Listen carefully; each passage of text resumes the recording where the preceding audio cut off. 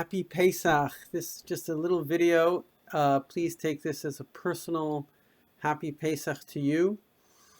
And may you and your loved ones and all of our people, in fact, all people, celebrate immediately. This is the final stage before redemption. I want to share with you a concept.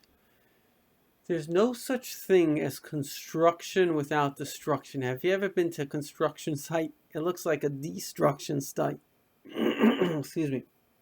And the reason for that is because if you want to make something, you have to basically clear the space to put in all these little parts to build this new building.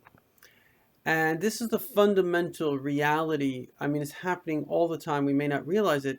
Look at the human body. We think of ourselves as existing.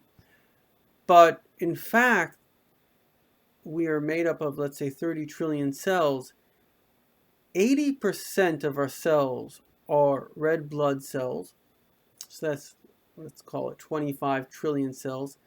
Those cells are completely replaced every 120 days. So that means every single year, 80% of your body is a different body. It literally didn't exist. Every single second you lose and you're reborn 1 to 2 million cells every second.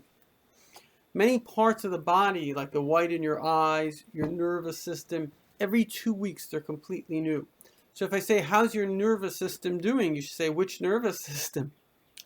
Because I'm right now 45, every 2 weeks, so that's 52 weeks in a year. So divide that in half. Let's say you got 26.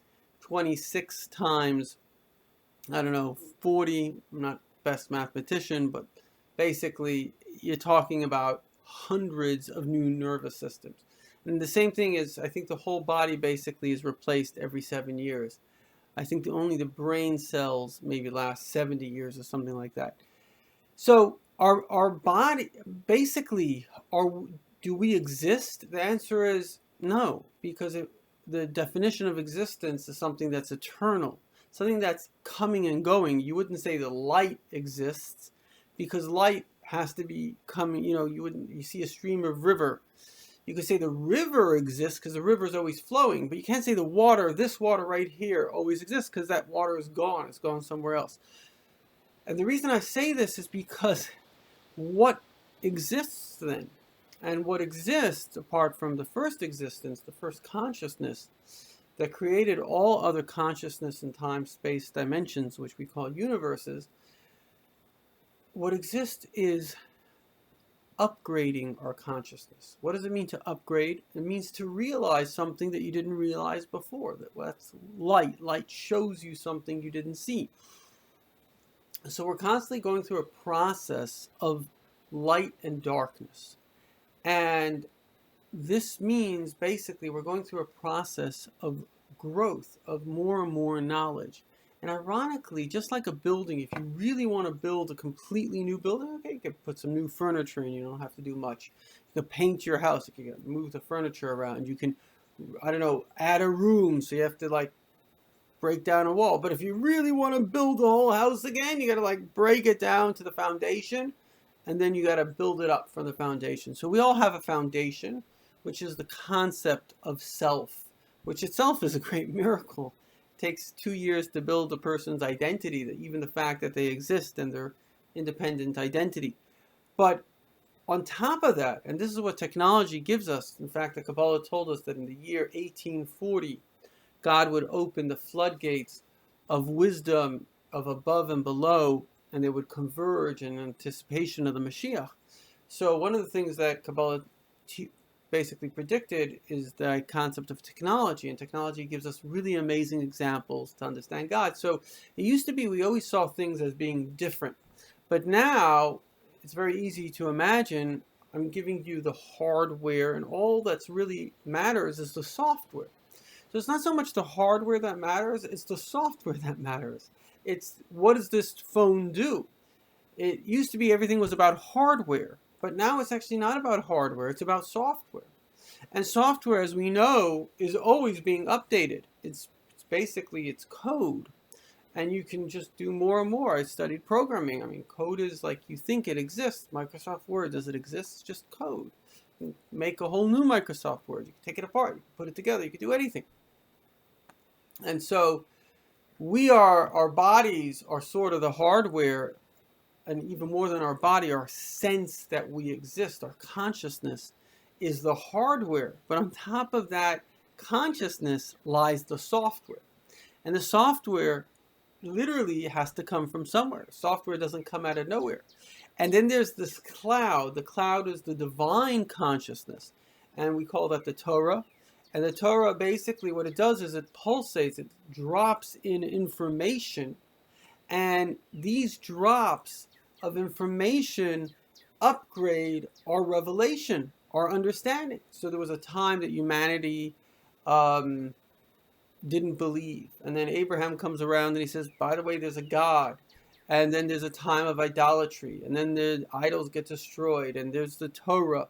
And then there's kind of the scientific revolution. And people think that, oh, science has the answers. Well, science doesn't answer the question of life, that's for sure. And then people seek to understand, why do I exist? And then they discover God.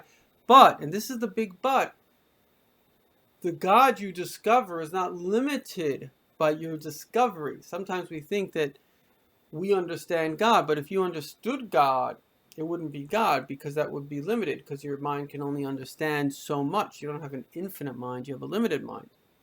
And so therefore, God, what's really happening is we're over here, and God is over here, and he's dripping down revelation, understanding. And we're going into the Messianic era, which will be just the same process, really, infinite revelations. It may have a moment of great impact, but the process will never change, because we are the consciousness. If you're not conscious, you don't exist. And then there's the super being that created the being over here. And then there's the Torah, the inspiration that just keeps on dripping down and allows for more and more revelation. And so my blessing to you and to everyone is that we should live inspired lives, live lives as the Baal Shem Tov came, and he taught us that this communication system is not limited to the Torah. It's actually happening all the time. The whole universe is God's Torah. And similar to what our sages say, that basically, or to paraphrase Einstein, he says, there are only two ways to live. One is though everything is a miracle, the other as though nothing is. So once you understand that you buy into the fact that this world really does come from consciousness, which of course, based on quantum physics, is an absolute necessity for existence. But this world does come from consciousness, and that consciousness has to be totally conscious of the world, because there is no such thing as existence without consciousness. And then that consciousness is also communicating. And remember, because he's infinite, he doesn't only like a computer, right? Google's communicating with literally, as we speak right now, 1 billion users, right? The 24 satellites are communicating with, let's say, 1 billion cars. And so one thing can communicate with 1 billion things simultaneously. And so therefore that consciousness of God is communicating with each of us simultaneously. So the question is not, is it communicating? The question is, are you listening? Like the radio waves are always there. The frequency is always there. The GPS is always there. Google is always there. It's only a question, are you tuned in? It's not a question if their output is there. The question is, are you connected to the input? And so in case you're not connected, you now know that you can be connected. It's something that really changed my life, and I recommend. It's changed many people's lives, and this is a direct way to get direct connection to God. And that is, you can ask God what to do. And the first thought that comes into your mind, remember, the consciousness can be in your own thought. In fact, many times is already in your own thought. You're just not aware of it. You think that was my thought, whereas often you'll get a thought, but I didn't actually think that thought, meaning there was no logic behind that thought. And so there is often God communicating, but here's a direct way where you can get the communication, because you open up a line, like we said before. When you open up the space, something new can come in.